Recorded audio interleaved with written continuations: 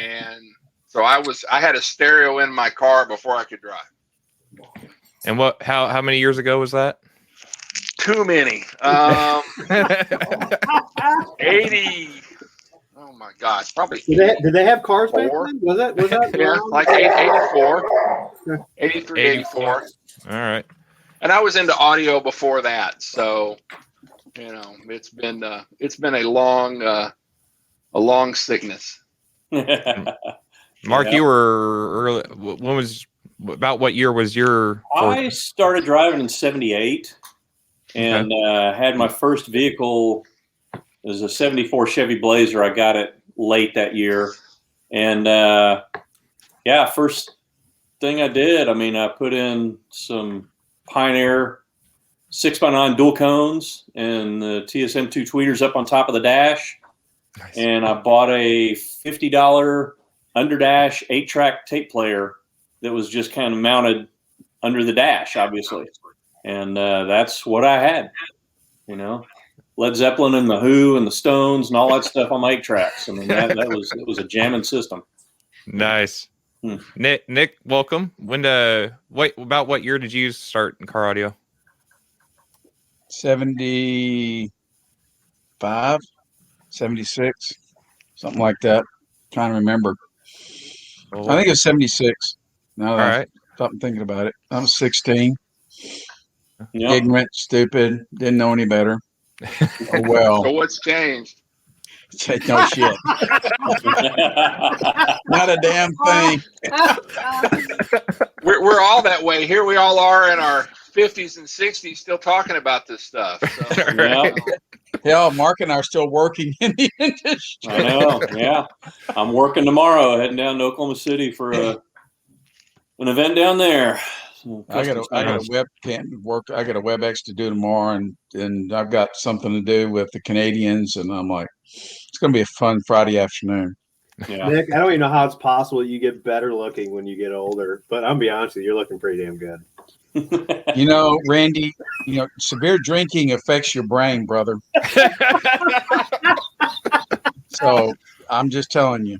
And speaking of, here we go, right here. Thank you. Thank you.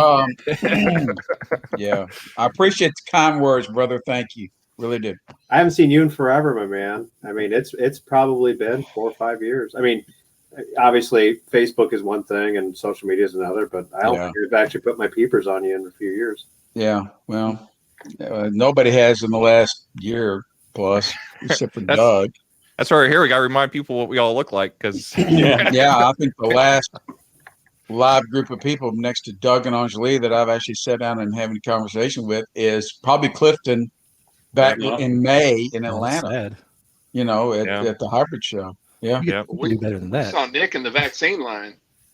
Yep, Doug and I were in the vaccine line Saturday afternoon. God bless him. Doug, I think the last time I seen you, honestly, so was your car? I remember sitting in the BMW, and I want to say maybe 04. Either SVR or was Kansas City. I think Petrarca's car. I took it to Kansas City, which that was it. Yep. That was the last time I showed it was Kansas City. Yeah, I think that's the last time I've seen you. So however many years that's been, that's the either last that time. Or I thought I saw you at a. There was like a Knowledge Fest or something in Dallas. Oh yes, you're right. Because Floyd Toole talked at that. And so I drove up to Dallas to say hi to him and a bunch of friends, and that was the last time I've seen a lot of people. Dude, I totally forgot about that. Yeah, you're right. That was the last time I've seen you. Or when did I meet y'all in Daytona, Nick? Oh gosh, because I was in Orlando for a conference. 2009, 8, somewhere around there. Other than that, I only go to Pate show and to the Heat Wave, and then when Klifton threw a show a mile and a half from the house, I had to go over and say hi at that. But, other than that, it'd be rude not to, right? I mean, if it's a mile and a half, I can make it. How do I get Doug to come out? I know. Pro show at Doug's house. That's right. Now I will say this: if you come down for Texas Heat Wave, I always have a party at my house the Saturday night of the show. So there's a standing invite for that. So, that's how I see most of the people in car audio these days, is I have them over on that night. He's got to throw a party. And Nick, I lied. I said that you look better now, but I'm going to be honest with you. I think Jeff Smith. No, he hasn't I aged. here's the guy that's hungry about the damn day is Jeff Smith.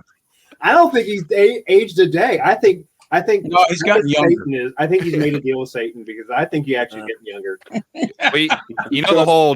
The Jeff Smith time thing, it works over years as well. Not just Special effects. So is it like reverse dog years for Jeff? Like he aged 4 to his 1? Yeah. Is that how this works? That's funny. Trust me, I've definitely gotten older. Jeff, around what year did you get into car audio? I got into the industry. August of 1990.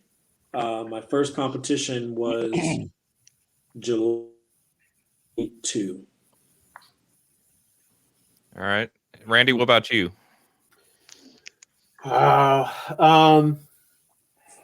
It would have been 90. My first taste of car audio would have been 94, and my first show, it was a USAC show, in my backyard. Basically, as it was a couple miles from my house, and I want to say my first USAC show going was probably 95 or 96. So I'll call it around 94-ish was when yeah. Yeah, 94 for me, and then from getting my feet wet, and then 94, 95, somewhere in that time for my first show. That was it, man. One show, and I think everybody here can agree. I think once you just experience it and walk onto a parking lot, it's a life-changing event, man. Oh, yeah, it was. See the red trophy in the background up here? Yeah. I just noticed that's my very first trophy. It was second place in Longview in '92. It's the only one I have at the house. The rest of them are at the shop, but that one's here. So, how about hearing George Reed tell you how bad your system sounds? That was interesting. Yeah, I enjoyed that immensely. The man who can't hear anything anyway. Yeah. I met George. Actually, Mark, the first did time you I ever met have George judge a vehicle using his handheld RTA only? Yeah, the first time I met him. Yep. It was in College Station. It was like 1982. Yep. And Kyle Davis, my roommate, and I were driving around, and we were in College Station at A&M. We drove over to Bryan to the car audio store to get some speakers. And in the parking lot across the street was a bunch of cars lined up, and we're like, what's going on over there? I said, oh, that's an SPL contest. We're like, what is that? And we go over there, and there's George with his handheld Radio Shack microphone thing, measuring cars in 1982. Unbelievable. Yeah, that was the very first time. And there's an old saying, about car audio. This is the only sport where you spend 8 hours cleaning your car, 25 hours tuning your car, to spend the next 6 hours waiting in line for somebody to take 5 minutes to tell you how bad your shit sounds. And just keep coming back. Yeah, and I'm like, you know what? Truer words have never been spoken. And you know what it does? Well, but I think there's another layer to that, because if you're going to spend a good weeks or months afterwards feeling really bad and butthurt about something, so there's like a wound after that I think obviously lasts a lot longer than the show. Yeah, it but could. It makes the highs high though. Yeah. Mm-hmm. Well, it does. And, honestly, we all do it to make our cars sound better and to share that experience with other people. I mean, the shows, for me, for about 5 or 6 years, the shows were it. I mean, the sound was just to get a score. And then I got real again and figured, it's about the sound. The score is just incidental. And it just, sometimes you have to get back to the real world and say, I don't care what the judge says. I know what my car sounds like. I just want to share it with people, you know? So one of the questions I'm going to pose, and I hope we get, you know, a few more of the people on, because I mean, obviously we have a great group here, but you know, what was that aha experience, whether it was in your own vehicle or that time when you sat in somebody else's car and you're like, either this is my utopia, this is my benchmark, I understand it now. Like this, I you know, I may not be there personally, but I at least have something to strive and shoot for. You know, we'll go around, you know, with Doug, with Nick, with Mark, with Jeff. You know, what was that for you guys? So mine's really easy. So I first started out getting exposed to people with 6x9s and an amp, right? And I thought that was the aha moment. But then when I was 16, so I grew up in Arlington, Texas, and the big thing in Arlington was to go cruise Cooper Street. And so 16, get in my car, get my friend, and we're heading down Cooper Street for the first time. And I'm driving by, and going the other direction is this hearse. And there's a spectrum analyzer in the window, and it pulls over to a car wash, and I pulled up and was like, well, there's a lot going on here. And that was Wayne Harris's hearse, because he lived in Dallas, Fort Worth, and would come over and cruise Cooper. So I saw that, and he had an Apple II computer in there and some 24-inch woofers and all this stuff. And my imagination went crazy. You know, like, number one, how's he running an Apple II? I didn't care about the stereo. I want to know how the computer got in the car. You know, and then he had, you know, a home audio equalizer in the dashboard. Well, that doesn't run off at 12 volts. And, you know, there was all these things, you know, and I'd kind of see that. And then I would, you know, go to shows and see other cars. But, you know, my first exposure literally went from 6x9s and prefab boxes to seeing that hearse and going, okay, there's a lot of things you can do. I need a TV in the dashboard. You know, I need a video VCR in the car. I eventually did. You know, I need 24-inch woofers. Haven't had those yet. But, you know, all these things. Give me time. You know, give it time. One of these years. One of these years. You know, looking at all these different things, that was something that kind of triggered my thought process, going, okay, this isn't just add a couple of speakers. You can really go off the rails. And my mind's kind of wired that way. If it's something that I think is really cool, I'll go right off the rails with it. You know, didn't have the budget at the time to go after, but had the imagination to kind of like, okay, how do you do this? How do you run a computer? How do power supplies, you know, how does all this stuff work? And then, you know, would work and save up some money and go try it and light something on fire in my own car. You know, but it was a great learning experience. You know, there was all these shows I went to. I didn't know what I was doing. I never got trophies. Did horrible at them.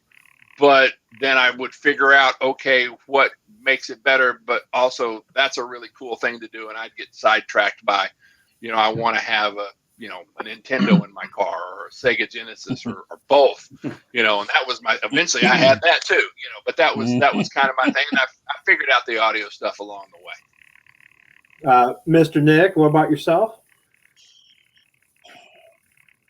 You know, the very first time, Randy, is that what we're going for? Well, just the aha. What was that? That's what I said the first time. I would say that the thing that made you go, well, now I need to think things differently, or maybe I have a benchmark to strive for. You know, I think the benchmark, the aha moment, you know, it had been, you know, fun, you know, putting speakers in cars and amps in cars and 6x9s, and like Doug said, you know, doing that routine. But I think the very first time that I went, you know what, there's something completely different and better out there, is when I had the chance to listen to Kimura's Acura. The very first time I heard it. Really awesome. That I sat in that car and I went, okay, I get it. Yep. My car sounds like shit up against this. And I have no business being in this. And I should probably go back to barbecuing or something like that. And there was that aha moment. And there's another one. It's when I also, and this was at 90. What was the first finals, IASCA finals in Dallas? 95? 94. 94, Mark? Yeah. Okay. You know, Mark's forerunner at Thunder on Wheels also was an aha moment for me, because Dale and I had an opportunity to sit in your forerunner. Oh, I remember that. 94 down in Houston at the Astrodome. Yeah, the Astrodome. Yeah. And I was like, for the love of God, listen to this. You know, the stereo wasn't in the truck, disappeared. And I was like, you know what? Yep. Wow. This person knows what the hell he's doing, and I don't, and I need to learn. And that's when we started talking and becoming friends. You know, and it was those two moments. Mm-hmm. I mean, it was those two that I'm like, you know what? I would really like to have my vehicle sound something similar to this. And it's all Mark's fault. And, you know, and as the saying goes, here we are today. But it really was. Thanks. And it became kind of the benchmark, you know.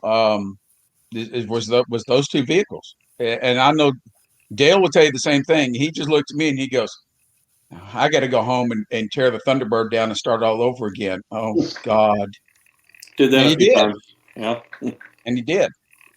Mr. Jeff, what about you, sir? What was that aha? What was, whether it be something you got to listen to or something you experienced? What was that, you know, life altering in retrospect, but, you know, for our love of the sport?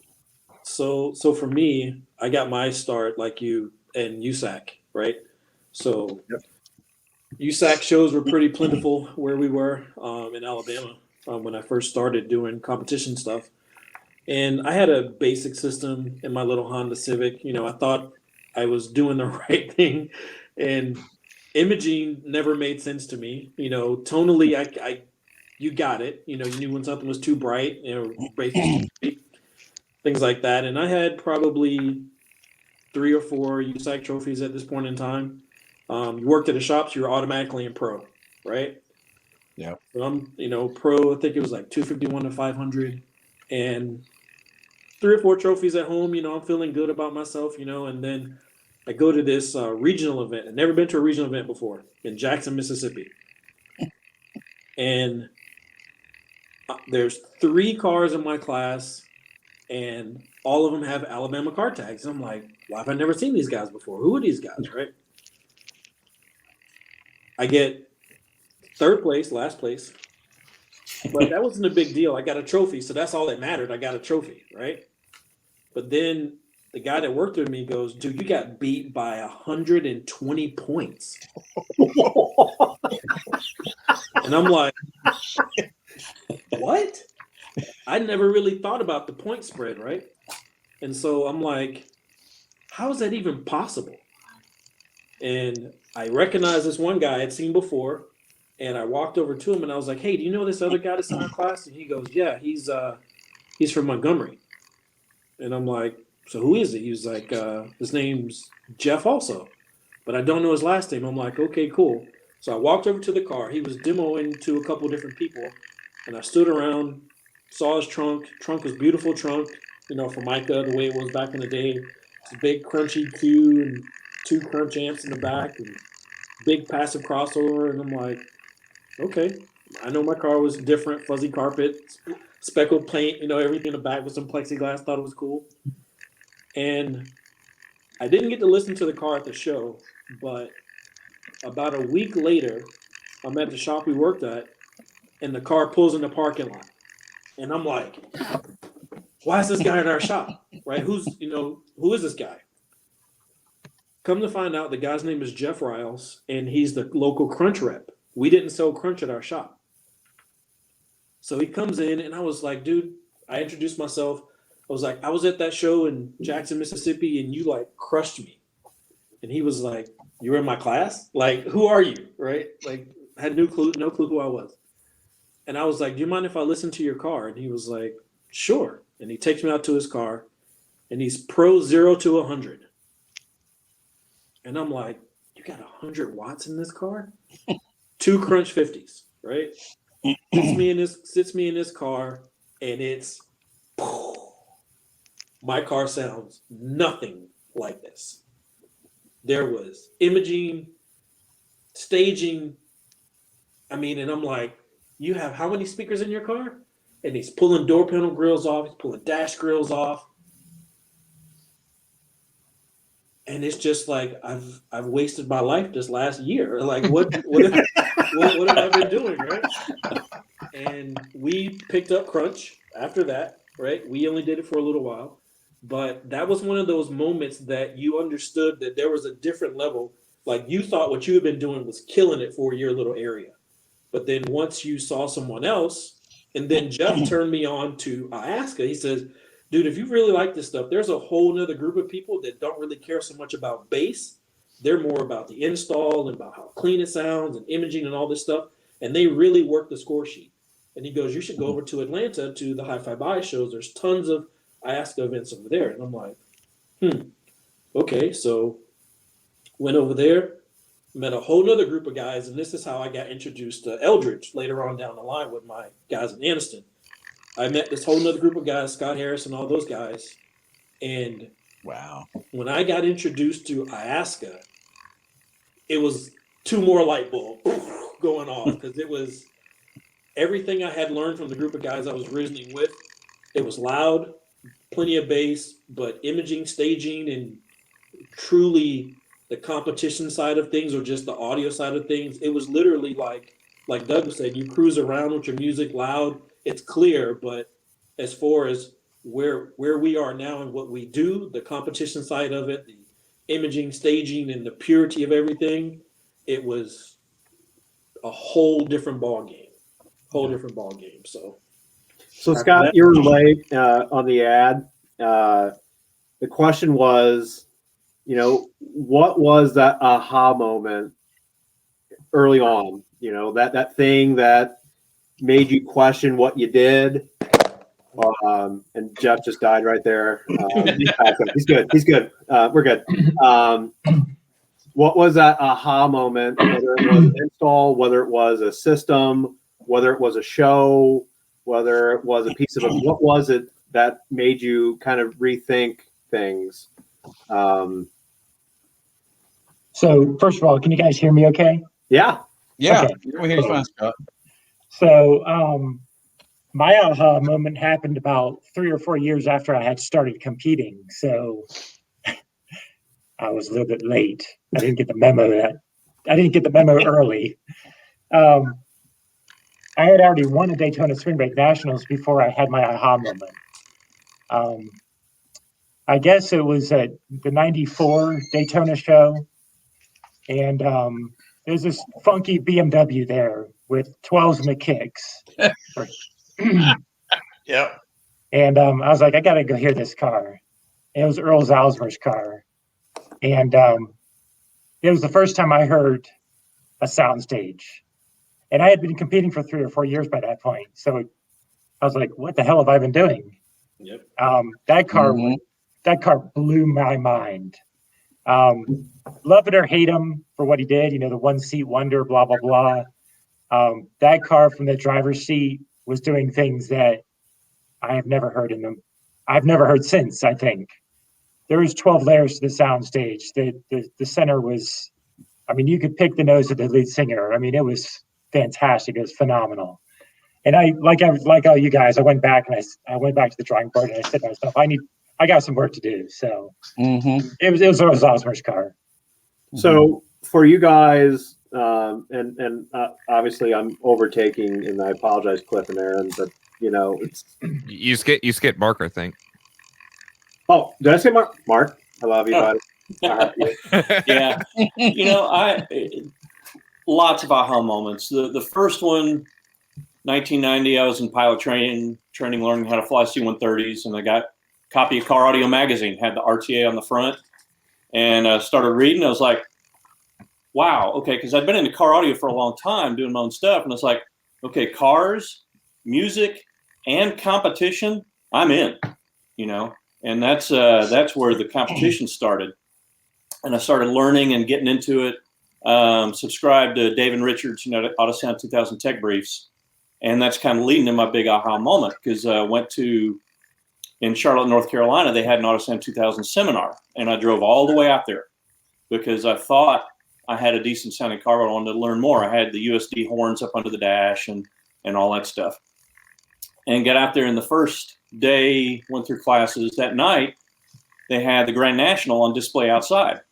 And Ellen Smith, Manville's wife now, she was working for Richard. And she was in the driver's seat doing demos. And there's a line, I don't know, 30, 40 people long. And they were doing demos for like 2 or 3 minutes a piece. So it was quite a while. And then I got in and sat down with Ellen and said, "Hey, Ellen, I'm Mark. Just learning how to do this stuff. Yeah, I want to hear the car, but can you teach me a little bit about staging and imaging and evaluating sound quality?" And we were in that car for 20 or 30 minutes, and there's people in line waiting outside. And she demoed the car and explained things, and we're listening to all the IASCA tracks, in particular the Pat Coyle stuff. And for me, that was my real start in learning how to do what we do, And then after that, the end of the second day, we're in Charlotte, and it's July, right? So it's like 100 degrees, and it's 100% humidity. And I just begged Richard, said, "Richard, you got to come hear my 4Runner, because I've got the USD horns and all this stuff, yada, yada, yada." So we get in the vehicle, and he's in the driver's seat, and I'm like, "You want me to start it up so we can run the air conditioner?" He's like, "No, man, I'm fine." The North Carolina accent of his, and put on the IASCA disc, and he listened for about a minute, and then he turned the volume down. He said, "What speakers you got in here?" I said, "I got the USD horns up under the dash." He said, "Those ain't those horns." I said, "That's them." He said, "Those are the worst sounding horns I ever heard in my life." No lie. Did he urinate on your seat at the same time? No, what he did for the next 45 minutes, he tuned my system for me, and he showed me what he was doing. And he opened the horns up, and he was, using things inside, and he was doing EQ and stuff. And that whole weekend is what drove me to do what we do. I mean, that for me was the epiphany. That was the beginning of where I learned how to learn. So there you go. I want to add something real quick. We've been on for 27 minutes. Mike Minio's name has not been brought up yet. What the hell?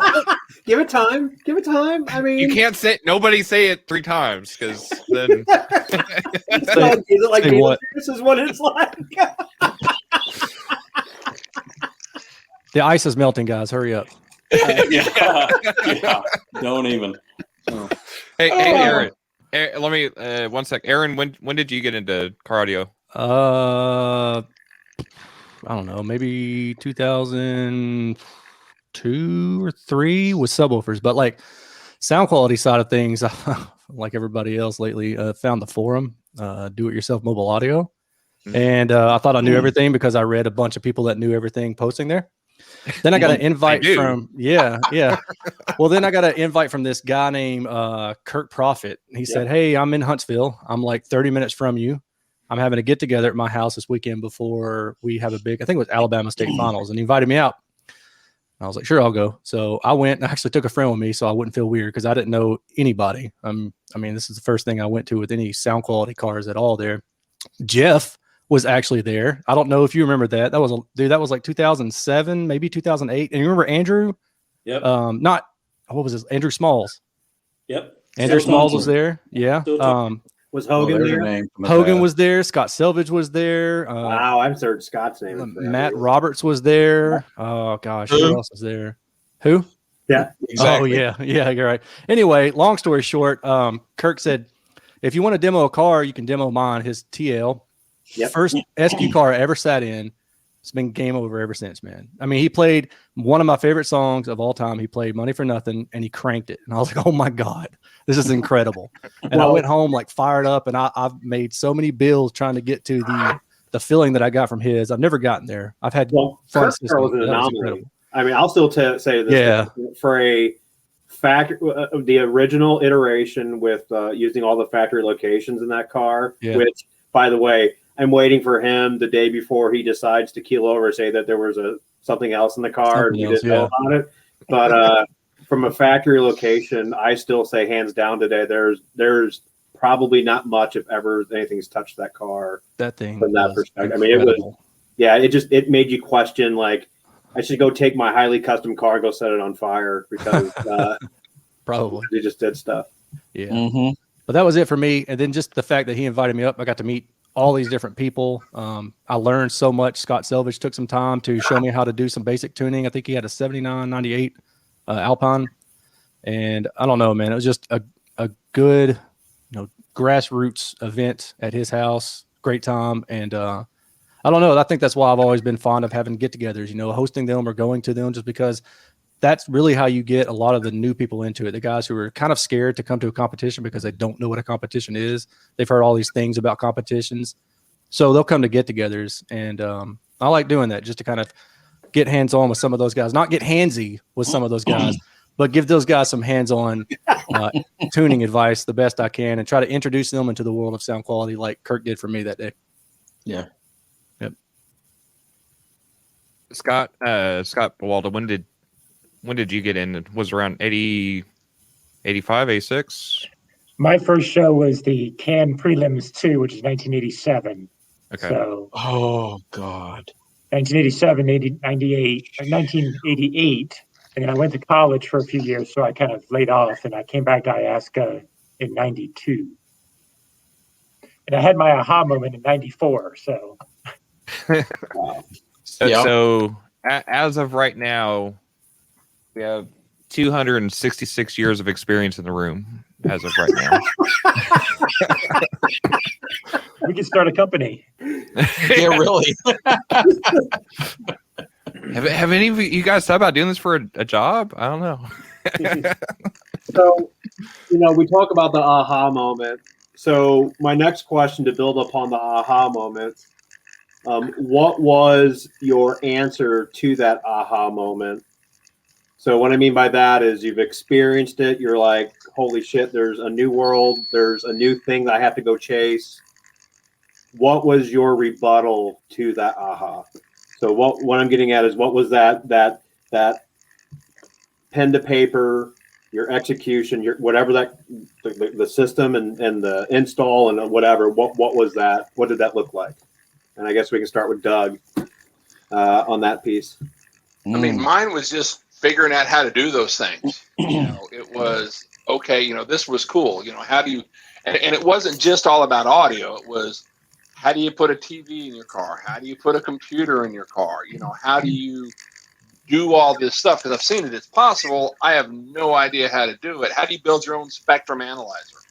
All those things were really interesting to me. So I just started tearing stuff apart and burning stuff up and, learning along the way. And, as I went to more shows and didn't get any trophies other than, I think I got dead ass last from George one time. Because that was a trophy he liked to give away. Yeah. Then I started figuring out how, how things sounded and why they sounded the way they did, and then just started, reading. That's what I'm always been big on, is reading and figuring things out, and just tinkered until I figured it out. And I'm still tinkering to this day and still figuring things out, and the more you learn, the more you realize, what you don't know. So it's, I haven't, rebutted it yet. I'm still learning. Mr. Nick, what was your answer to that aha moment, like system-wise?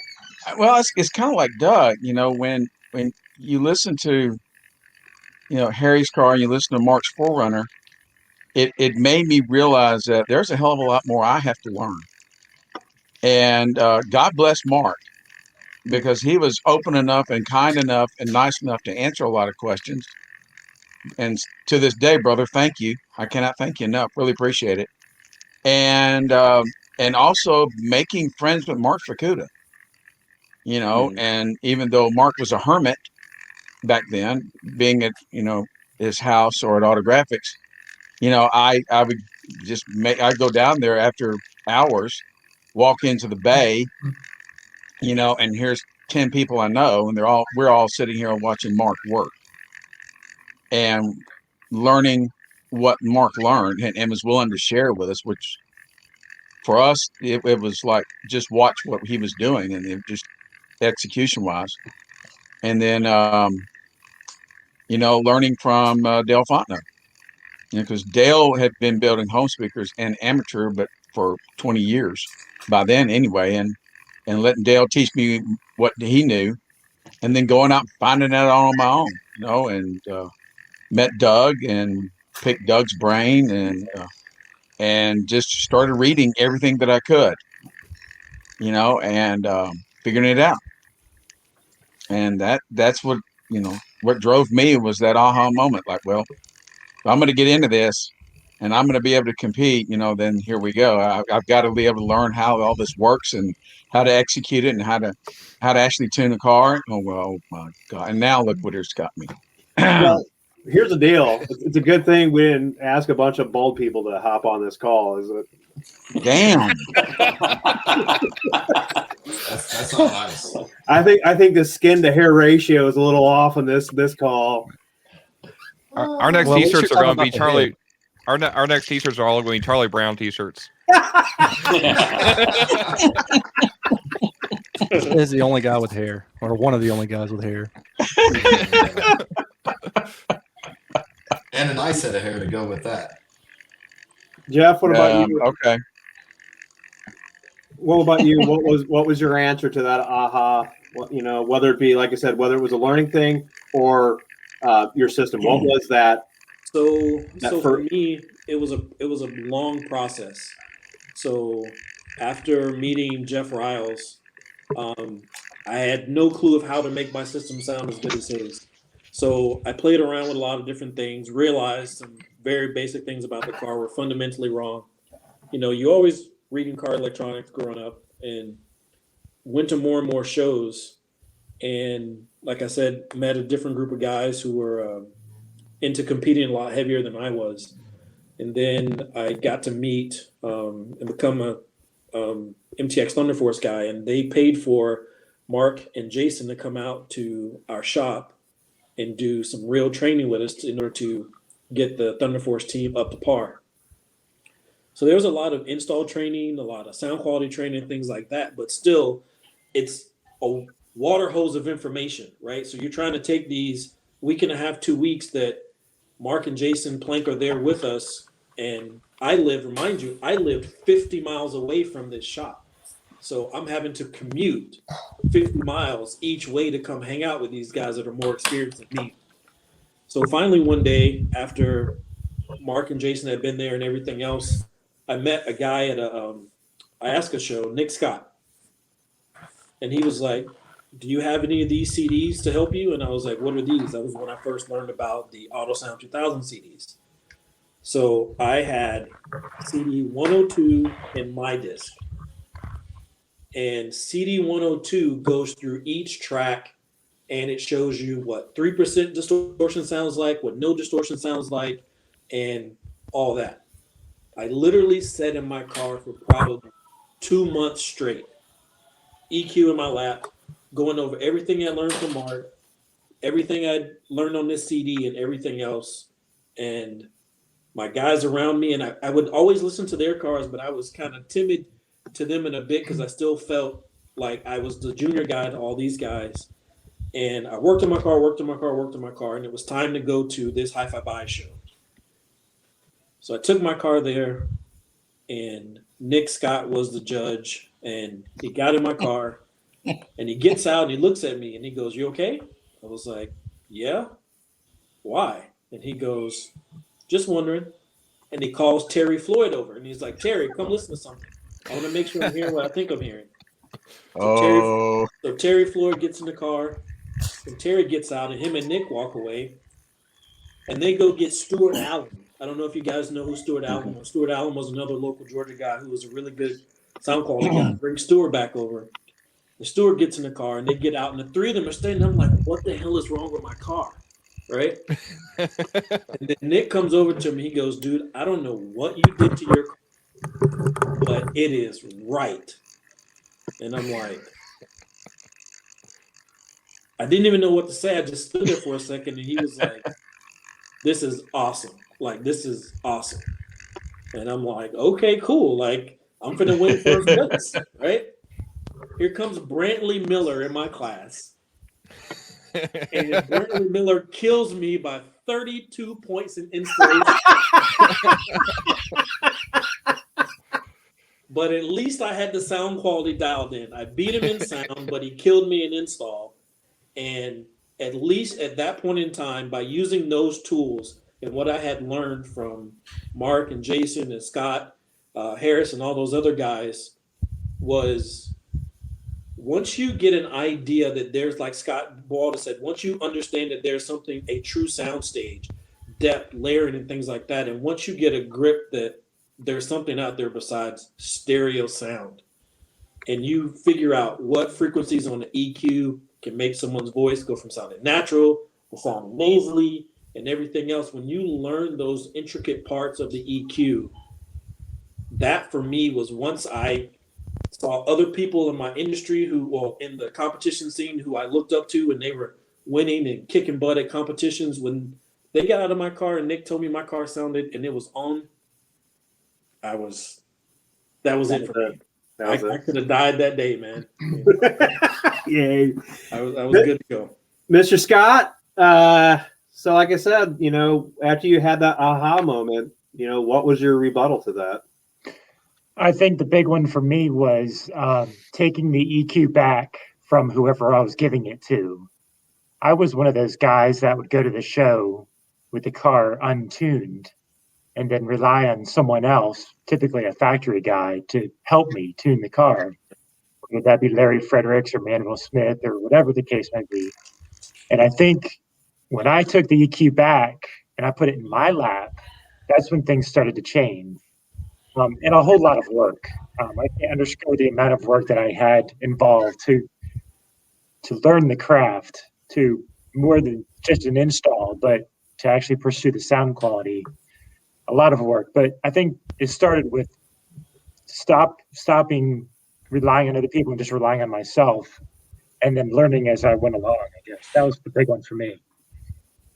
Mr. Aaron, what about yourself? After you experienced Kirk's, oh man, yeah, it wasn't like a kickoff of anything other than just to keep doing what I was doing. I guess it showed me what was possible, and with all the other input from the other guys there, it just showed me that you can have more than just a stereo. You can have something that rocks, that's fun, that images well. And I didn't leave there knowing all the different terms, but at least I kind of got the basics of left, center, right, because even before car audio, I never really had like a home audio system, never experienced anything like that. So car audio really was my first entrance into like a true high-end stereo. And when you tell so now that I do like all this home audio speaker testing and stuff, and I tell people that, I know they kind of roll their eyes, but I don't think a lot of home audio people understand and respect just how much effort it takes to get a good stereo system in a car, and all the stuff that I've had to learn. When I go and test a speaker for home audio, I'm like, man, this is easy. Like, this is nothing, So, well, I will argue today that you get micro imaging, or I should say micro detail, and some of those, it's almost more emotional when it's right. Right. When it's right.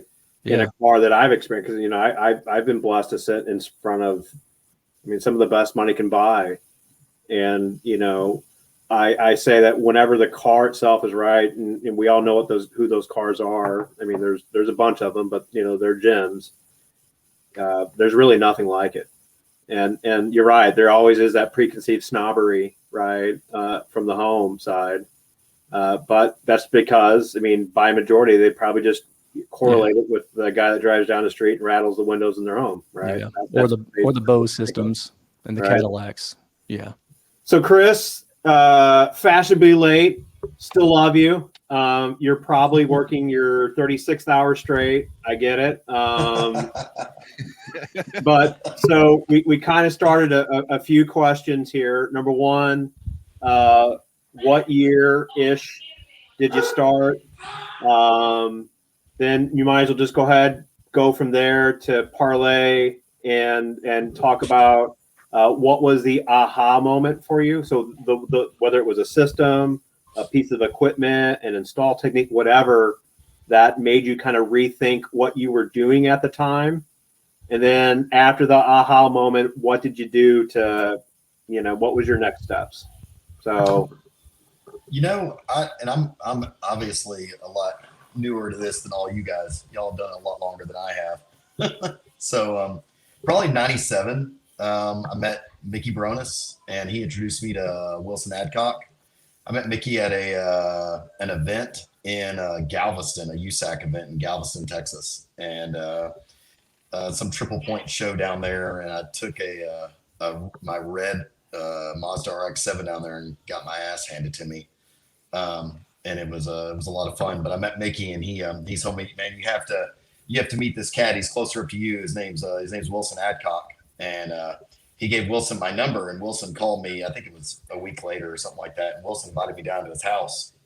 And I've been installing for a while at that point, but not a terribly long time. But I could put stuff together. Obviously, had learned some fiberglass stuff, and had seen the stuff that Gary Biggs was doing, and the stuff that Mark was doing, and and I was like, wow, this, I'm gonna just try my hand at it, and you just kind of go with it. At that point, it's just trial and error. And so I went down to Wilson's house, and he sits me down. He goes, man, you want to learn about music? And I was like, yeah. And sits me down in front of these 2 5-foot-tall obelisks that are home speakers that he built with a Focal 15 in the bottom and a Diapolito array with 7 on each side with the beryllium tweeter in the middle. And I mean, shoot, the cabinets were taller than me. At least that's what I felt like at the time. And a couple, and I'm just sitting there listening to it, and I'm like, whoa, this is what it's supposed to sound like. This is right. I've been totally going about this wrong. And that was really kind of the moment, where I was like, wow. And, Wilson really kind of took me under his wing for a long time, and from a sound standpoint, it wasn't until I met Doug Winker sometime later, and he came over and helped me fix my car when I first entered the expert class, sitting in that hot ass garage. Somehow we got that car turned sideways and got in there and got that mic array in there and made it all work. But it was definitely Wilson that that turned me on and got me straightened out, at least going down the right path. And then lo and behold, here comes Doug Winker and Nick Wingate some years later, and and I guess the rest is history from there.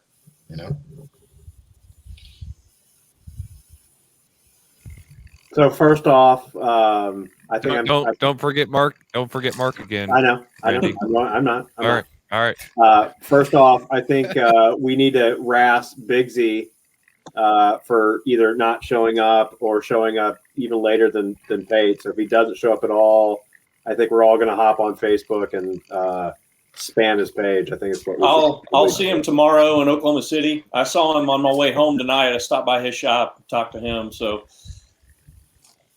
I don't know why he's not here. I messaged him, and I know he saw the message because his little face popped up. I see the eyeball. Yeah. He's probably watching. He is. He's listening to him. Judging everybody. Actually, I think he might still be he was doing an install on a radar detector system on a 2021 BMW M8. Oh, so, he can have all that. I'm good. Well, whenever you want to show up, you can. Monkey Bunch, what was that? What was that rebuttal to that aha moment? So you mentioned the time spent with Clark.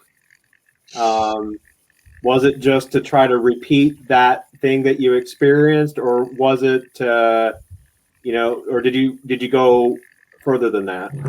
It realigned my learning process. I always look at my life when I learn how to learn. I had learned some things up to that point just with a shotgun, learn this. But when I met Dave and Richard and Ellen and learned from them, and I met Manville at this show, I met a ton of people at this seminar. in 91. And it taught me how to learn. And I started focusing on where to get real information and what really matters. You know, it's not, thank God we didn't have the internet forums back then, because we'd all been lost. You know, I mean, we had to actually go and research stuff, and we had to go find the information. And I attended all the AutoSound 2000 seminars I could. Dave Navoni put me and Doug in touch with each other in 92 because we were doing a seminar in Dallas, and Doug had a TEF and I had a TEF, and I needed some things to help Richard get that seminar set up. And I think, Doug, you just had your surgery at that point. Right. Yeah. But so Doug and I teamed up there, and it just really taught me to focus on what really makes a difference. You know, don't worry about some guy that has his car and it sounds good and he says, oh, well, you got to do this and this and this. Maybe you do, but you got to understand human physiology and how the human hearing system works. And for God's sake, get out of the car and listen to a real reference system. If you don't do anything else, listen to a real nice sounding home or studio reference system. There's not a car ever built that should be used as a reference. Nope. You know, Amen. there's some that sound amazingly good, but you know, when you get in a real nice home environment or a studio environment, that's what you need to shoot for. Yeah. You know. Amen to that, brother. So, And you know, I shot at Chad Klodner's car, and I shot at the Grand National and a bunch of other cars trying to make mine sound that good. And then I finally learned, you know, nah, there's better. And nobody's ever achieved it. So, you know. Real quick, just so y'all know, Dan Merritt was supposed to be here tonight. He got his COVID shot today, and he's feeling under the weather. But I asked him when he got in. He got in 1986. He said that he moved to Texas and came across the Thunder on Wheels shows in 89, competed for the first time in 90, got top 5 in 92, in TOW and USAC that year at finals, and met Mark in 1994. So with him, if we include Dan, who's here in spirit, if he started in 1986, in total with Chris and Dan, we have 325 years of experience here. Does that count total hours I've worked? Because it's way it's total hours I've worked. Pate's done that this year already. Exactly. Well, I will volunteer in 1994 when I met Dan at a TOW show in Waco. Uh-oh. He beat my 4Runner. No way. Yeah. Well, he had like 155 dB SPL, and I did like a 125. So, you know. See, there's the caveat right there. Hey, Mark, but I've still got that second place plaque. I've still got it. It's one of the few that I actually kept. You know, he has never told me he did a 155, and that's how he beat your ass. Yeah. Oh, you wait till I talk to him. I think what it actually was, Nick, was he had the upgraded alternator and I didn't. So that 5 points is what did it. That's what did it. I'm supposed to ask Doug Winker about riding with Dan to spring break and the SPL alarm clock. Oh. So, 1 year we went to Spring Break Nationals. So Dan's telling you that to ask that. I'm going to tell a story on him too, since yeah. So we're driving to Spring Break Nationals, and he said, "Yeah, let's go to Spring Break." And so myself and Dan and James Cone packed up in his Isuzu Trooper, and it was Dan and I in the front, and James and all the luggage in the back, because the rest of the Trooper was stereo system. And we're driving along, and Dan and I are up front, and Dan used to call the woofer area the dog pound, and he had them on a separate switch, and this lighting would come up around the woofers. Well, we're driving along, and Dan looks back and notices that James Cone is sound asleep in the back of the Trooper. So he pokes me on the arm and kind of gives me the thing, and he reaches down under his seat, and he's fumbling. And he pulls out a couple of ear muffs, and he hands me some ear muffs. He puts on some ear muffs, and James is just asleep. This glow comes up in the back, and James got the 155 dB alarm clock.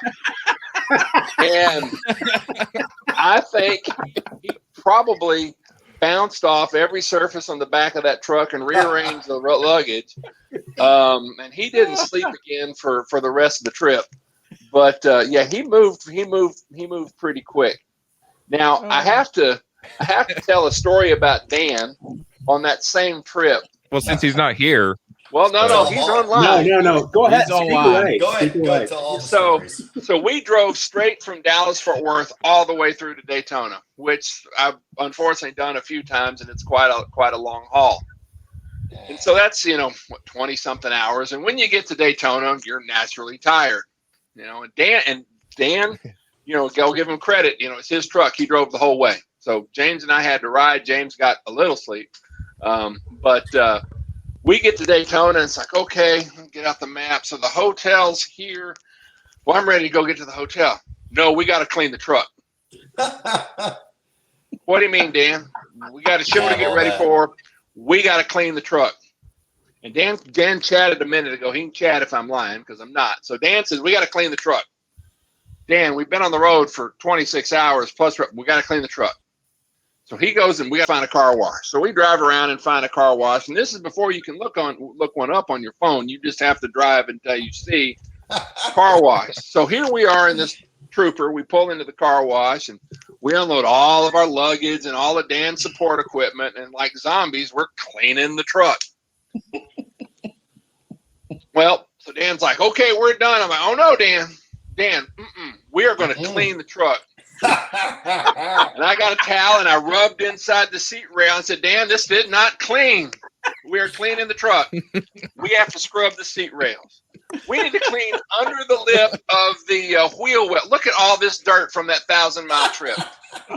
Because if he was going to make me clean the truck after being awake for 24 hours, we were never going to have to clean the truck again on that trip.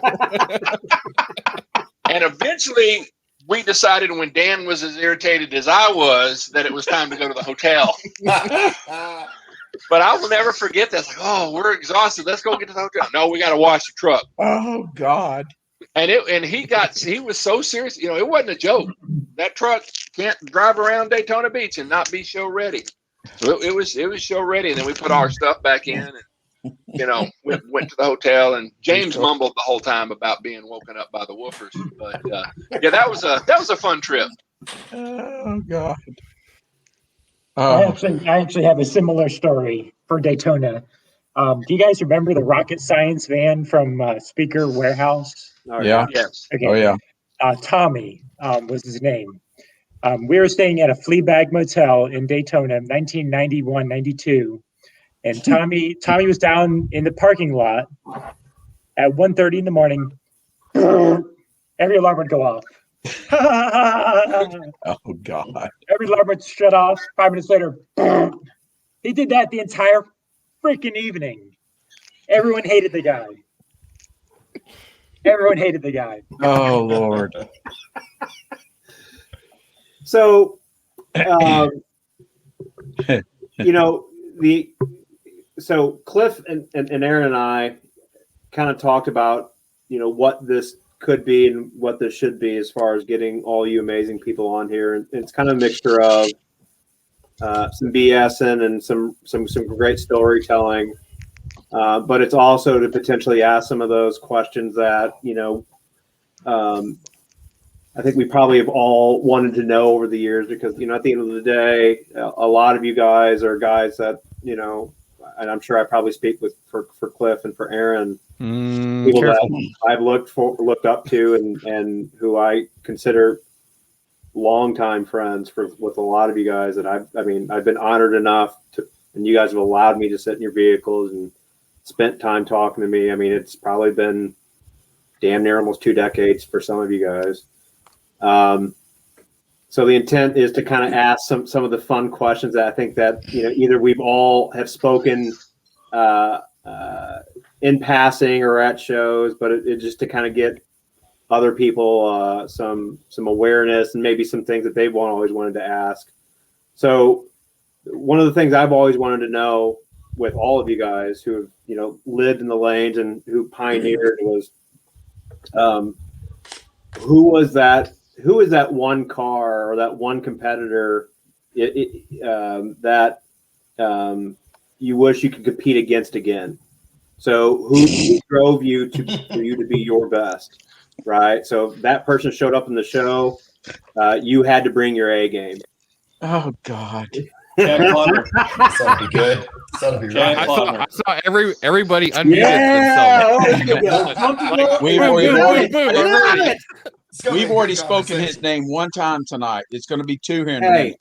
Hey, careful. So if he made you bring your A game, then I like to know what. No, I just like to see him get irritated and blow up. It was always hysterical when that happened. So, oh God. So Mr. Eldridge, who was that person? It's Chad Klotner. Yeah. I mean, Richard and I got started, watching, a bunch of guys back in the early 90s.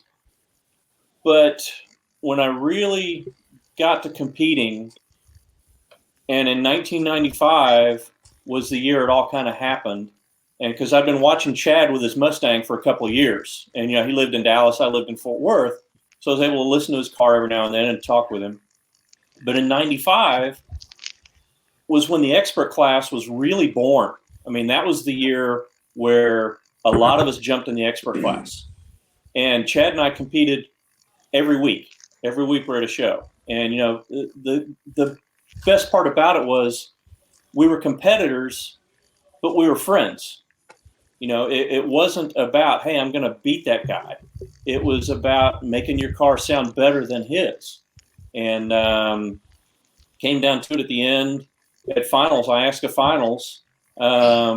He took SQ and I took SQ Plus. And Minio finished behind me in both of those. Good for him. And that was that. Klotner was always the one that I aspired to be better than. So there you go. Hey, Mark, I got a message from Klotner the other day. Yeah, I get a message about every couple months. He and I message back and forth. So I made a post. I said, "Hey, man, you still got that? Still got your Mustang together, so I can come take a look at it." He goes, "Anytime you want to come up to Round Rock, you can come see it." Yeah, it's like 1,600 horsepower with no stereo in it.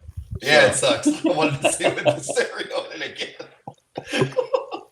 Scott, who was that person for you, man? It's probably Mark Eldridge, the Michael Jordan of car audio. Thanks, man. I appreciate that. I'm going to use that from here on. Scott, I'm going to use that. If you want to compare me to Jordan, I'm honored. No, I mean, the reality of it was in the mid 90s, you were killing it, and we all wanted to beat you. And it's, eventually we did. Not a whole lot, not often, but we did. I remember this is a little side story. Wilson Adcock came up to me. I think it was Perry or finals during the heyday of your campaign, probably 96, I know 97. this story already. Oh, yeah. God. Wilson puts his arm around me. He goes, "Brother, you need to beat that MFer or I will." One of us needs to beat him. And and then he walked away. Now I was like, "Oh, okay." A new story I hadn't heard yet, so there you go. The reason why hear his voice. The reason why Black Betty exists is because of Mark Eldridge. I took it back to the shop for 3.5, 4 years, and I built a car that I thought could beat Mark. And Mark, you're the hub. We're just the spokes, man. Yeah, I appreciate that. Thank you. I second the motion. Yeah. I mean, that's the God's honest truth, brother. It's funny how I think everybody needs, and I know now we're just putting Mark on a pedestal and bronzing him, but I think everybody in their life needs that, because I think that's what makes all of us on this call who we are, because we see that almost unattainable goal, and then it almost drives us to go do that thing, right? It becomes a sickness. So I'll jump in right after Scott, since it's going to just go and continue this building Mr. Eldridge's ego. So Chris is started writing paychecks. That's true. Hey, do we all get free classes for this, Mark? Yeah. There you go. So being off the tree of Wilson Adcock, that was all he ever taught me was he goes, when you're going to do the expert class, your job is to beat Mark Eldridge, and when you beat Mark Eldridge, you've done the job right. So and I don't really have, I'm mentally wired. If you're going to do it, you got to do it, and you got to be the best at it, and you got to be the man. And so that's all I've ever known of how to do things. That's the way I was wired. So, from the word go, when the day that I jumped in the expert class, it was always about beating Mark. That was it. It's like, when you can beat Mark Eldridge, you've done something. And if you ain't beat Mark Eldridge, well, you ain't done anything. So shut your damn mouth until you beat Mark Eldridge. And then when you beat him, you better keep trying, because he's going to come back and try to beat you. So exactly. Every time. And that's what I appreciate about all you guys, because I won a lot of trophies and stuff, but in that class, or in any class, somebody betters what you're doing. You have to learn and advance what you're doing, or go away. Yep. Chad drove me initially, but then it was, Minio and Chad and Eric Stevens and a bunch of those guys, Holly Mungle and those guys from the day. And then it came around Nick and Scott and all the other guys in the expert class, and Steve Brown and some of those guys. And nobody knows it all. When Mark said he was done, I was like, I don't really have anything left to do. I was like, what do we do now? I'm retiring too. I was like, Mark said he's. I was like, well, shit. What am I doing now? I was like, well, so I retired. So it took a number of years and just building cars for guys to get to this point where I'm like, well, I guess I'll go to a show and compete again, because I'm like, I don't really. Well, I'm sorry to put that squelch on you there. And it always has been. If you're competing at our level, it's always been Mark. So, Jeff, what about you, good sir? For me, it would have to be the early 2000s, and when IASCA introduced the street classes. Oh boy. Oh yeah. So when they Back to introduced basics. Thanks, Manville.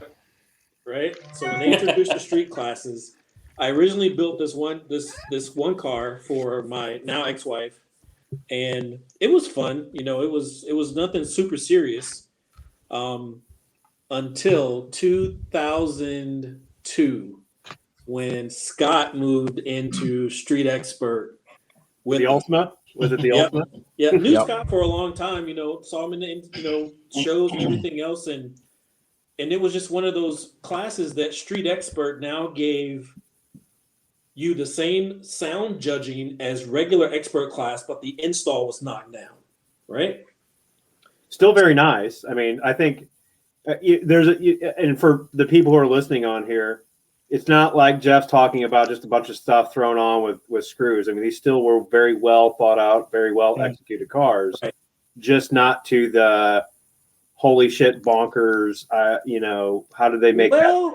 I don't know about that, Randy, because Scott's car. I agree, Scott. Well, that's because we're talking built about like a tank, right? So this is when Scott would go to a show, and Scott would use the stick to push his car like 20 feet, right? And my thing in my car was extreme factory appearance. All the vehicle space, minus the little bit of things and the integration part of it. Scott had liquid cooling in the car. He had, the everything, right?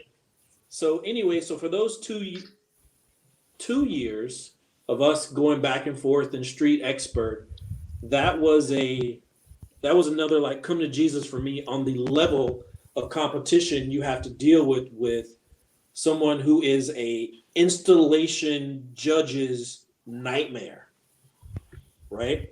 Who will suck every possible point out of the fact that his butt connector is exactly perpendicular to the body line of the vehicle.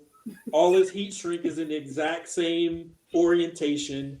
And it just made you think about, like, there's a certain level of selling yourself to a judge, and then there was the Scott level of selling yourself to a judge. Yeah. And I think watching him do install for those 2 years and losing to him at finals in small margins for those 2 years caused me to go back and rebuild my car in 2003. I rebuilt the car and then lost. I mean, I thought I came to finals, went back and did all the little 1.1s, individual 100-watt monoblocks on every driver, redid the install, everything else, added Alpine F1 to my car. I'm like, I got all the good stuff now. I'm ready. I'm bringing my A game. And I get there, and he beats me in SPL by like 3 dB and beats me in sound by like 8 points. And I'm just like deflated. And then I went back and I worked that entire, from finals until spring break. All I did was tune my car. I didn't change a single thing, right? Because typically you go back and start changing components.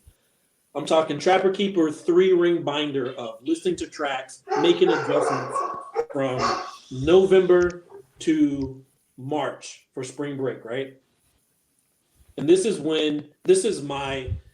anyone ever asked me, what is the one show that you did good at that was the aha pat on the back for you? And it was spring break 2004, hands down. For me, this is when we did the ISQC sound challenge thing. And I killed my class. And then the top 30 round, I got second to Mark by 2.8 points or something like that.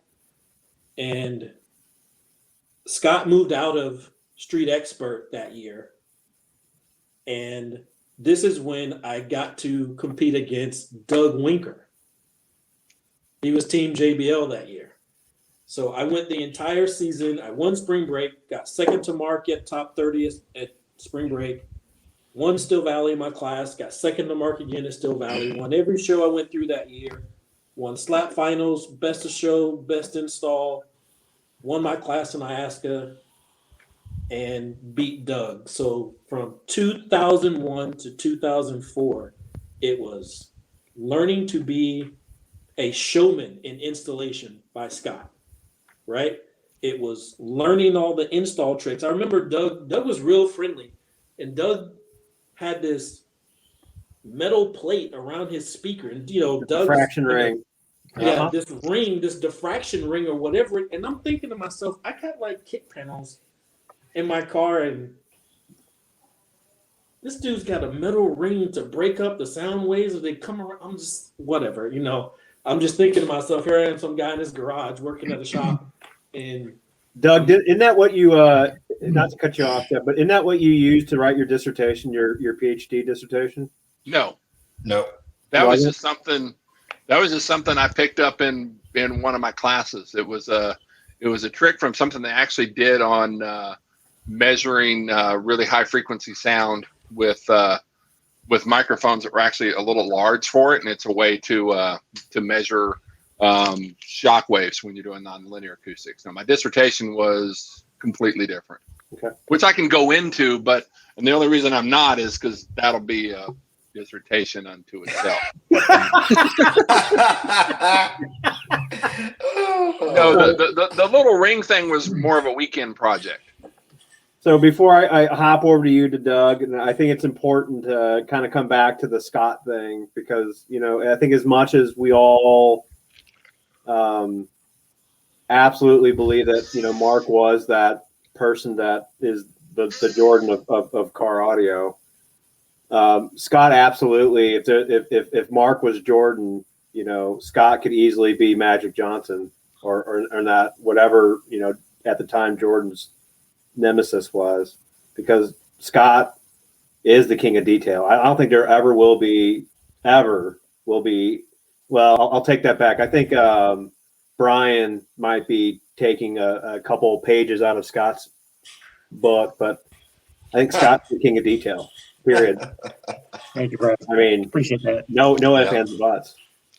And I know, we talk about car audio and the sound piece, and there's no denying the skill and ability there. But from a level of detail, I doubt there ever is going to be another Scott in the sport. And if it is, that's going to be truly exceptional. I appreciate that. And thank you so much. It's the truth, man. Means a lot. Dr. Doug, what about you, good sir? So my answer to that question. So there's someone I'll bring up, but then I want to after I answer it, I want to add something. Is most of my work in this, was not really campaigning a car. I was a judge for many, many years and was really involved in rule books and rules and ethics and judging, and then switched off into, supporting tuning cars, for Kicker. And then I was on Team JBL when I, competed. When Mark and Gary got on Team JBL, Mark called me and goes, "You ought to build a car. It'll be fun." And, so I thought, okay, I kind of know how this stuff works. I might as well build one. And so, we built my car, but my biggest contribution, I think, to this has been kind of on the other side of things. But when you go back to that one person that you want to compete against again, and this is a great time because I get to rebut something someone said on one of these other podcasts, is Robert Abels. Because Robert, I know was on a podcast a few weeks ago talking about beating me, and I want to just kind of set the record straight. There was a show at Sound Idea, and I competed with a car that literally, I don't remember how it sounded, but I know what the system consisted of, and I had no right even being allowed to enter, because I had 418s. Had a pair of 6.5-inch speakers behind my head and a pair of tweeters in the dash because I thought that's what I needed. So damn right. Just imagine the limitations of that system design. There was no EQ. No, there was an EQ, but it was a 7-band. So yeah, I had a lot of things to work with there. But the show was supposed to be an amateur-only show, and so I competed, and Robert Abels showed up in his Daytona, and I found out that Robert actually worked at a shop, but showed up and registered as an amateur because he didn't want to drive all the way home without competing. And so he registered in my class and won my class when he actually worked at a shop. And I truly was a, high school kid putting the stuff together himself. So I'd like to have a go again on that one. so that I could actually protest him and get him thrown out and get my trophy. That would be my other one. The other one I'll say is when I used to compete, I never beat Joanna Duncan. So that's another one I'll just throw out there. She was at every show. I'd show up with that, and she'd win. And there was a guy named David George, but if I had to go over it, it'd be with Robert, so I could actually go up and protest him. But and get my trophy, which I know he still has, and I still have my second place trophy. And that's been going on since the '80s, so there's a lot of bad blood there. But man. My biggest, as I say, you talk about who you compete against. My biggest thing was judging and tuning and all that type of stuff. That's what one of this was for me. Mr. Nick, what about you, good sir? Who is that person, man? God. Besides Mark? Besides Mark. Let me just say this real quick. Mark got me into this competitive side of it. He really did. He and Fatno. And I blame Fatno probably for the other side of it, which we won't go into at this moment. But Mark. What's the other side? The midget trafficking that they used to do at dear God. Y'all have no. I've heard stories. Oh God. Mark was and still is a dear friend. He's one of my best friends in this world. And that friendship was formed from us competing against each other and always being parked damn near right next to each other and helping each other and having a great time competing against one another. And that was the fun side of it for me. And I would always want to try and best Mark. But there was another person who had a Trans Am, and he pissed me off royally at Daytona one year. And Mark knows who I'm talking about. Yeah. And his last name was Adams. Oh God, yes. And Scott knows who I'm talking about. Yeah, he's a pizza delivery driver. Yeah. And his what didn't stink. And he was the best thing, his car was the best on the planet, blah, blah, blah. And arrogant was not the word. And if he's watching this, I don't know if he's still alive, but you were, I'm sorry. And you treated, and he did, and he treated people like crap. And I thought, you know what? I know what class you're in. Yeah, it's time to go do this. And that really and truly, I never had a chance to go up against him. But if I could go back and beat his ass, oh, dude, I would be so happy.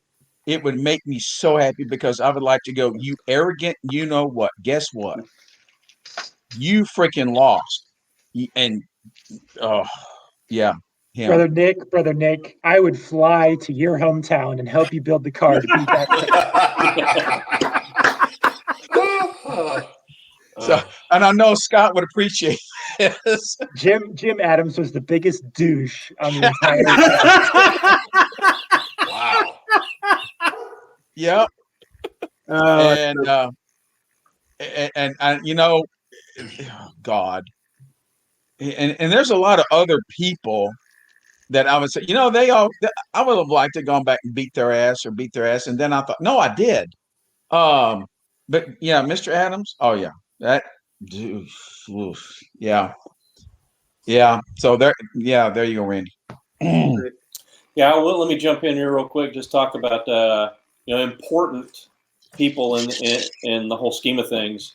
And Doug had brought up Robert, and between those two guys, between Doug and Robert, for how many years were one of you two guys with me at every show I competed at?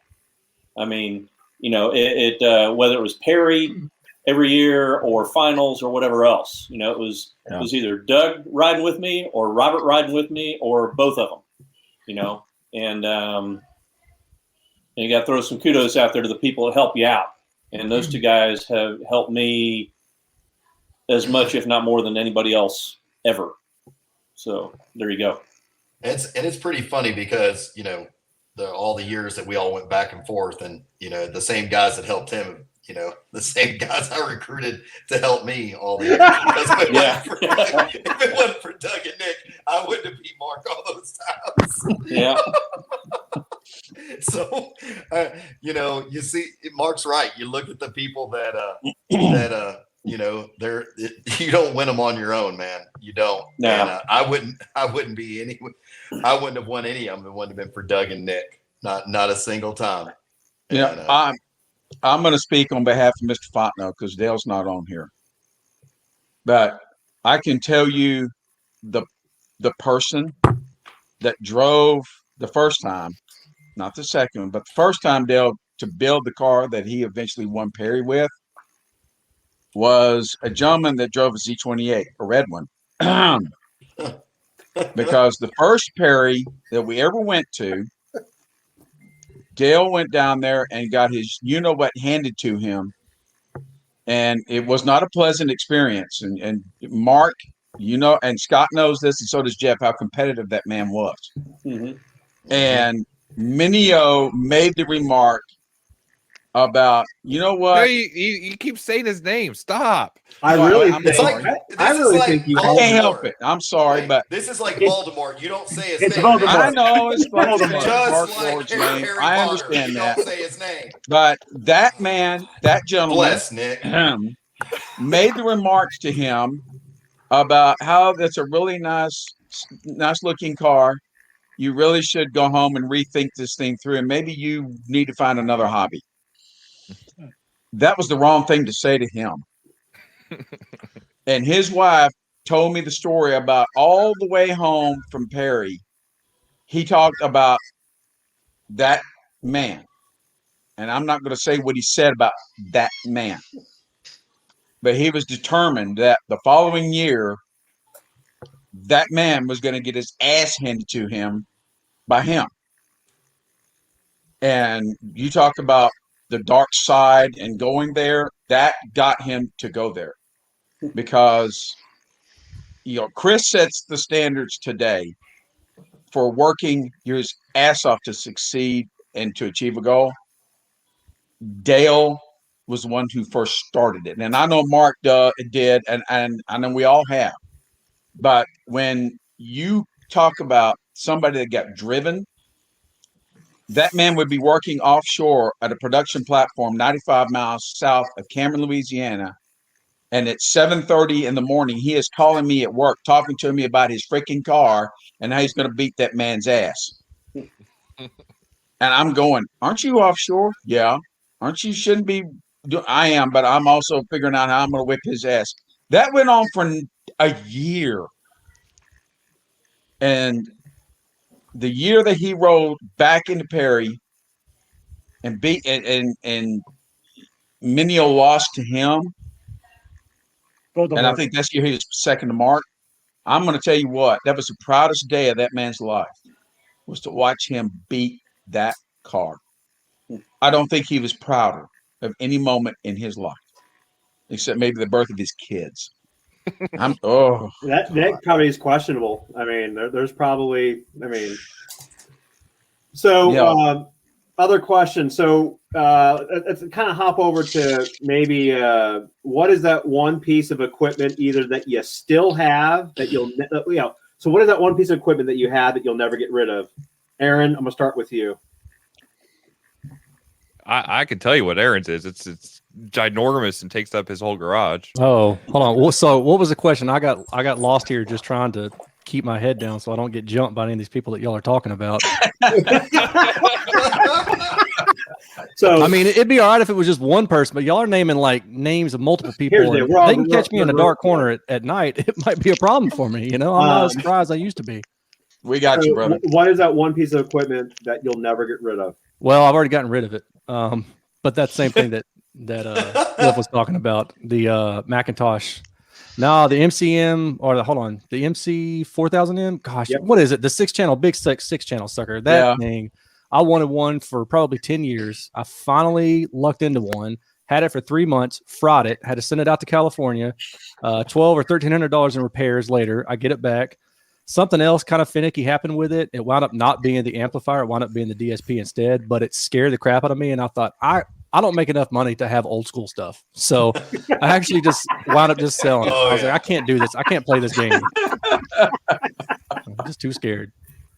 But if I could get that back and just like hanging on the, you know what I mean? Like if I were a rich dude, just hanging on the wall, keep it plugged in like a nightlight or something, I would do that.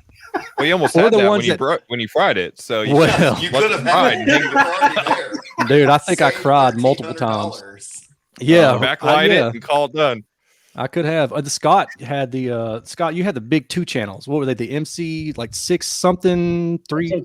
602 TMs. Yes, those. I would love to have those, but they're like unicorns. And if you do see them come up, people want mad money for them. And again, I don't have enough money to afford old school gear like that. So I'll stick with the newer stuff. He's got his hidden away in a car somewhere. Nobody knows where it is. Yeah. Nobody knows. Yeah. Nobody has a clue. And it probably still works. I mean, the car is still using the MCC 602 TMs. Yeah. And the car is in Holland right now for the last 14 months. It's in quarantine. Yeah. Quarantine. COVID quarantine. That's right. God. I had this brilliant idea to go to the AMA finals last year, and I'm still waiting to go to the AMA finals. So wow. Yeah. So are they. Yeah. So Scott, what about you? What's that one piece of equipment that you'll never get rid of, man? So I came from the early to mid 90s school of thought that you had to change your car every year to make it competitive. And that's still prevalent today. Yeah. So unfortunately, I bought into the idea that brand names made a difference. So I would have, in 1995 was Rockford, 96 was someone else, 97 was someone else. So I never really fell in love with a piece of product until the MCC 602 TM came out. And I've got 4 of those in my car. That is the product, and I still own that. still in the car. Those amps are 15 years old. Yep. And they're still phenomenal. Probably the best I've ever heard. I would agree to that. Jeff, what about you? So the very first DSP I ever put my hands on, had no clue what it was, because back in the early 90s, crossovers were this big, 10 channels, you had separate EQs and everything else. And I went to a different stereo shop that I didn't even work at, and they were an Alpine dealer. And they had this complete system, Digimax. Oh, man. I'd never come across it before, didn't know much about it. And it was a digital crossover. That's all I knew. It was a digital crossover, and it did something else that I didn't quite understand, which was time alignment back then. And I bought it, had it for probably 4 months, could never understand exactly how to use it, got rid of it. Right? Went back old school, analog processors, audio control stuff. So now I've gone back and collected a complete Digimax, well, almost complete Digimax system. So I have the 7618 cassette player, I have the 3681 crossover, digital crossover with time correction, and I have 5959S CD changers, everything. And I'm building a retro install in one of my Preludes. So please tell me you're using Flexstone. Flexstone for sure. Yeah. Flexstone. I got some tweed. I'll send you. Oh, jeez. I got a whole bunch of them and the upstairs the upholstery shop. I'll send some to you. And some mirrors, some beveled mirrors. Make sure you do that. Maybe some neon, some true neon. Dude, some true neon. Eldridge, what about you, good sir? Equipment I won't get rid of. Yeah. Probably all those hidden black boxes that were in his truck. Yeah. Were those the ones that fell out of the truck or the ones that stayed in the truck?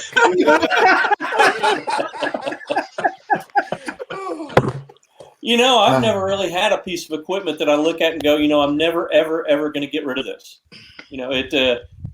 It's the ears. Oh my God!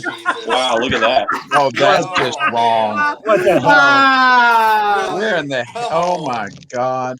Come on, man. Sorry, Mark. Go ahead.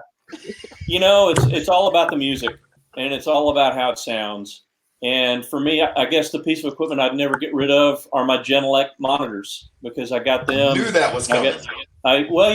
Because I have my big monitors and I have some other speakers, and I like the way they sound better. But the Genelecs I can always go to with a new recording and determine exactly what it sounds like and figure everything out. And then I can take that and move on from there. Sure. If you don't know what the music sounds like, nothing else matters. There's not an amplifier or a pair of tweeters going to help you if you don't know what it's supposed to sound like. So, for me, it's a reference system. Yep. There you go. Chris, what about you? That and the little Radio Shack mini amplifiers for troubleshooting. I've got like 6 of them. Jeff knows what I'm talking about. Yeah. Oh, okay. Check that out. Look at that. All right. Now, let me tell you the story on this real quick, because I was in the Texas Air Guard. Okay, this won't take long. Oh, make it long. And I had talked to the wing commander beforehand. I said, hey, we're doing a photo shoot on my Forerunner, and I'd like to have it in front of the airplanes and get a picture of the truck with the C-130 in the background. So we did the photo shoot all day, get on base at 4:30, get the truck out there. Well, they have a shift change for the security police at 5 o'clock. So we're out there taking pictures of my Forerunner in front of the C-130, and they came and arrested us because we weren't supposed to be there. The people that came on at 5 didn't know we were supposed to be there. Wow. So they hauled us in, and it took about an hour and a half to get the wing commander on board to get it straightened out. But yeah. So I was not arrested, but yeah, I was. He was in detained. The brig. Detained very shortly after that picture was taken. Wow. You weren't smiling then. No, not for a few minutes. No. Yeah. Chris, what about you, good sir? So this will be my last thing. My wife's informed me I have to go eat dinner because occasionally I do come home. Whatever. I don't know that there's a piece of equipment that I've ever kept that I just have to have. I agree with Mark. You know, and Scott's correct. You know, whatever's cool and whatever's hot is, yeah, I know that damn car won't leave. I'm stuck with it again. So anyways, just when you thought you were out, you pulled you back in. I know. I sold it and it's still in my shop. Anyways, but I very much subscribe to the deal that there's nothing old that's as good as the stuff that's out now. And I think that Scott will agree, having known what he just got in and what I've had at my house for quite a few months now, that there's just so much phenomenal gear out there now that's I think so advanced that technology has come a long way, especially when you come to amplifier design and speaker design. And there's just I've got some great Lunar amps that I collected. It cost me a bunch of money to buy people's collections to get 3 stupid amps, and I had them rebuilt by Kenny, and they sound unbelievably good. I mean, they've had everything done to make them phenomenal, and they're out of their 3 L2200s. And I got that audio wave amp in that I just got in. That Scott just got some in as well. And I'll tell you right now, that audio wave amp smokes those amps. It's not even remotely close. And I've tested everything out there that's worth testing. And I don't get hung up on gear anymore. I used to be a big Macintosh head unit guy, but there's just nothing that everything that's just phenomenal and new. You can just, there's just so many awesome options out there. People look at the head units, and head units like, oh, we don't even need head units anymore. You can use an Astel and Kearns SP2000 player, and it's just like, blows everything away. So I've never really gotten hung up on the gear thing. There were times I believed that I had to have Macintosh head units and had to have this piece or that piece. But, really and truly, if there's anything that I seem like I can't get rid of, it's that damn Civic. And,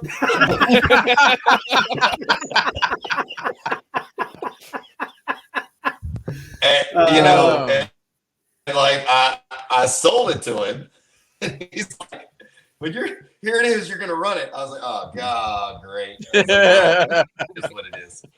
So, next time you need a better contract. At least I didn't have to really rebuild most of it this time. David Cruz rebuilt most of it this time. I just had to chip in here. I just had to chip in at the end and get it over the finish line. No, seriously. But Mr. Nick, all right, fellas, I gotta go eat dinner. I appreciate you. See you, Chris. You guys are the best. I'll see you all real soon. So yeah, man. Have a good one. Bye. Mr. Nick, what about you, good sir? There's a piece of equipment that I have, and then there's pieces of an equipment that I have. The equipment there's a piece that I won't get rid of. It's an Acom 4702. It's always just been one of those things that I've kept. Don't ask me why. I never built an install with it. It was sent to me by Adcom to evaluate, and it never left the house. I thought it was really cool because it's the only car amp that I know of ever that had an external power supply, and then it had the output devices, and the output devices was 48 inches long. I was like, oh yeah. Mark, if you've never seen one, you ought to go tear into it and look at it if you ever get a chance. It's amazing. Was it a Pass? Was that when Pass was doing? Yeah, it is a Nelson Pass ALEF 30. It's exactly what it was that he hot rodded, and he designed a 12-volt power supply for it, and gave it an umbilical cord, and it was external. It was just and shit. Most impractical damn thing you ever seen in your life. It was stupid. But I have pieces of the periodic membranes out of my Mitsubishi that Mark built for me. And don't ask, it's a sentimental thing because I still love the sub bass in that car. I've always thought it was some of the best sub bass I've ever heard. And it's just like, you know what, when we tore it down and tore it apart, I'm keeping this. This is stupid sentimental shit. I don't care. This is always something that I've always thought, yep, this was way cool. And yeah. Other than that, no, I haven't kept anything but those two things. Mr. Doug, Dr. Doug, what about you, good sir? So if you ask my wife, she'd say all of it.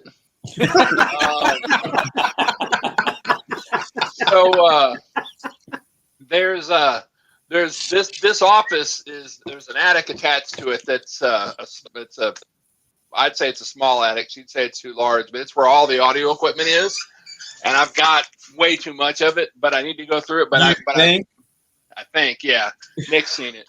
But so I ran in there, and actually, I'm going to do show and tell. The one thing I won't ever get rid of is my TEF 20. Not that I know if this even still works, but it does. You can use it. No, I understand that, but the ICs always like to come out, so you have to go in and reseat them because they're actually socketed ICs on them. So if yours doesn't work, that's an issue.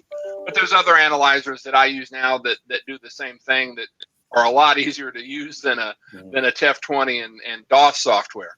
But there's things that TEF does that other analyzers still don't do. But the reason that one's sentimental for me is it opened my eyes onto how things worked. You know, when you start looking at things in the time domain and the frequency domain and understand how that goes together, then you got to learn a lot of other stuff to go along with that. And so there's sentimental value attached to it from what I learned from it. Plus, it was really expensive, and back then I had to save up a ton of money to get it, and almost broke myself. Yeah. And then I bought it, and it's like, okay, now I got to keep saving to get a microphone. But I had it, but I didn't have the microphone. So it was one of those things that was a long goal to get, and so I'll always keep that. Awesome. Hey, I got one more to bring up real quick, since we're all SQ guys here. You remember Alma's Bronco when we did it with the kicker stuff, and it had the 48 subwoofers in there? Yep. Yeah. I've still got the delay that Richard and his guys designed to delay all those subs to align them on the microphone. I've still got that delay. Yeah. That's awesome. Hey, Doug, your wife is texting me. She's asking you to check your phone. Yes.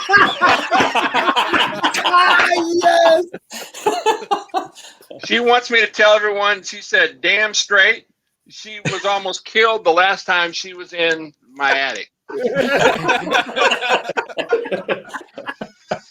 All right, so I know we're starting to go along here, but one last question. I think I've interviewed all you guys, but one that I want to ask here: what was your favorite, I guess, social forum in car audio? What has the most memories for you? I know we had the car sound forums, we had rec.car audio back in the day. We had what was your favorite? What did you get into? Elite Car Audio was mine. I missed that forum. I mean, there were some Yahoos on it, but ECA back in the day was the jam, man. It was a lot of fun. It really was. There was some great people on there, and then we had Yahoos on there that didn't know sheep shit from wild oats. But that can be said everywhere. I mean, I think, but even more so, and I don't have to tell you, the 4 Yahoos I'm talking about right now, and I don't have to go there. Well, but everybody on Facebook is a genius. So, I mean, we got much better now. I don't even want to go there right now. I don't. But yeah, I agree. I agree, Randy. For me, I agree. Yeah, it would have been car sound forums for me for sure. Yeah, car sound for me also. Yeah. Yeah, it's actually funny when I used to go back and try to find out information, like 2007, 2008, 2009. I used to go to the car sound forums, and Mark, you had a sub forum there, I believe. Right. And I used to cruise that thing all the time, try to get information. A couple others had, Doug may have as well. I can't remember. It seemed like there was a couple other pretty big hitters had sub forums there that I used to go and Richard and Navoni had. Yeah, that's it. Mm-hmm. Yeah, that was pretty awesome. So I have one quick question, and then I'll leave you guys alone. And it's really for Eldridge and for Scott. And I already probably know the answer, but I'm just interested to know if you had to choose. And I'll start with Mark. If you had to choose between to buy, let's just say you no longer owned either the 4Runner, which obviously you don't own, and the NASCAR that you still own. But let's just say you didn't own either of them, and the opportunity, cash in hand, to go buy one or the other. Which one would it be? Oh, it'd be the Cup car, hands down. in a heartbeat, because, and this was a discussion that Richard and I were having many years ago, it's like in the mid 90s, late 90s maybe, about what would be the ultimate car to build for sound quality. And he made the statement, well, a NASCAR Cup car. And I was like, that's a rattle trap. And he said, yeah, but there's nothing in it. There's a roll cage and outside body panels. And you can build everything else you want. You can put the speakers where you want. You can build the panels the way you want. You can do anything you want in that car. And that never left my brain. And then when I was at CES 04 and talking to Todd Goodnight with Sirius, and he was giving me grief about the 4Runner. He said, man, when are you going to sell that 4Runner and build something else? And I looked at him and I said, when you sell me a Cup car. And he said, hang on a minute. And he went over and talked to Roger Venewald, their car guy, their show car guy, and came back a few minutes later and said, where do you want it shipped? And I was like, what? And a month later, I had a Cup car in my garage. And I had to pay for it, but that's how I got that Cup car. And I was like, yes! So that's where it started, But yeah. Yeah. So Scott, if you had a choice, same scenario, you sold Betty, no longer have it, and obviously you don't have the white 240. If you had an opportunity to buy either car, which one would it be? Or the blue one, and they're all the same car, by the way. But. No, I get it. Yeah, there's no doubt that the black car kind of put the period at the end of the sentence for me. But if I had to do it all over again, I'd buy a house instead of that car. Good answer, Scott. Oh, yeah. Mm-hmm. The white car is still my favorite. Mm-hmm. It was Mark. I remember Mark's. Quite a few guys on this call, but I remember having Mark's 4Runner on my wall. I remember having Scott's 240 on my wall. I remember having Smith's. It was at the Accord on my wall. So yeah, Randy had a very weird room. Just it was weird. Yeah, instead of like pinup girls, he had pinup cars. Bunch of dudes staring at me. It was weird. Yeah. Did you have Erin Hardison's 2006 Honda Civic on your wall? Absolutely, you know it, brother. Sweet. Hey, I understand Wilson had my 4Runner on his wall. Yes, he did. Nice. He was throwing shit at it. I knew what his name was throwing at it. Target practice. Yeah. All right, guys. Go ahead. I'm gonna tell a real quick story. Doug was talking about judging, and everybody knows that I split time between judging and competing because I love both. But I've got to tell this war story with Doug. Doug and I were asked by Mr. Feltenberger to judge a show at Texas Stadium. And I was there. Doug was there. Mark, you were there. Mm-hmm. And Mr. Fontenot brought the Thunderbird out. And I'm not competing that day. And so James says, Nick, you're the expert here. You and Doug judge the expert cars. Okay, sure. So we judged Marks, and that was great, and we loved it, and we scored it well. And Doug, being Doug, goes, hang on, I've got a really good idea. Okay. So Doug goes and grabs additional score sheets. He comes back to the car, and I'm like, what are you doing? He goes, just shut up. Folds them up, puts them in his hand. We go and do the routine with Dale, and we get in the car, and Doug goes, now here's what we're going to do. We're going to judge the car accordingly, but then we're going to judge the car a different way. I went, okay, I'm all for this. Let's go. So, because anybody that knows Dale is like, he's dead serious about this crap. I don't care what. And we decided it's time that we should have a little fun. So we proceeded to score Mr. Fontenot's car, and it is awful.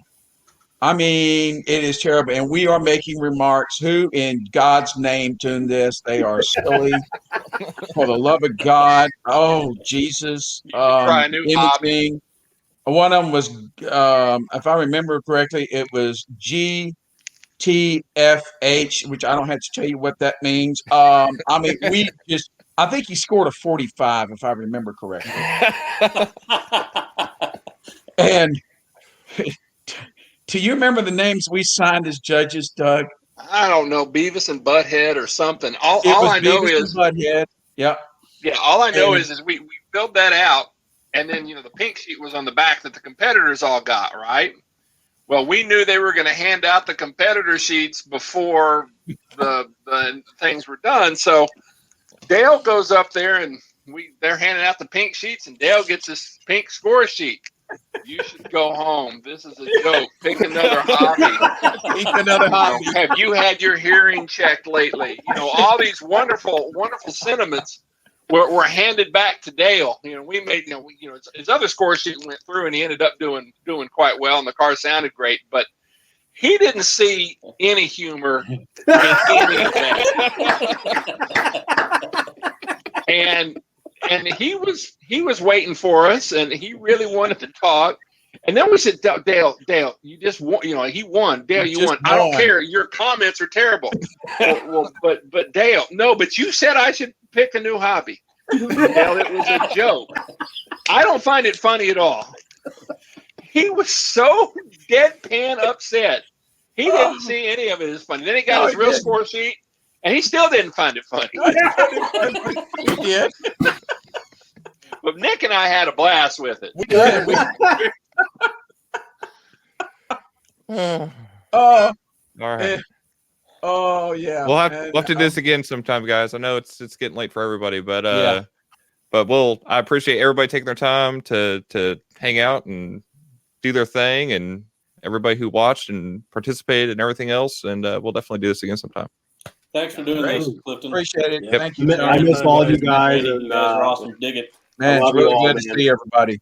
Scott, good to see you, brother. You too, bro. Does anyone else feel like this is like the Brady Bunch, like eight cars? Oh, it is. Yeah, pretty Hey, much. notice I'm Alice.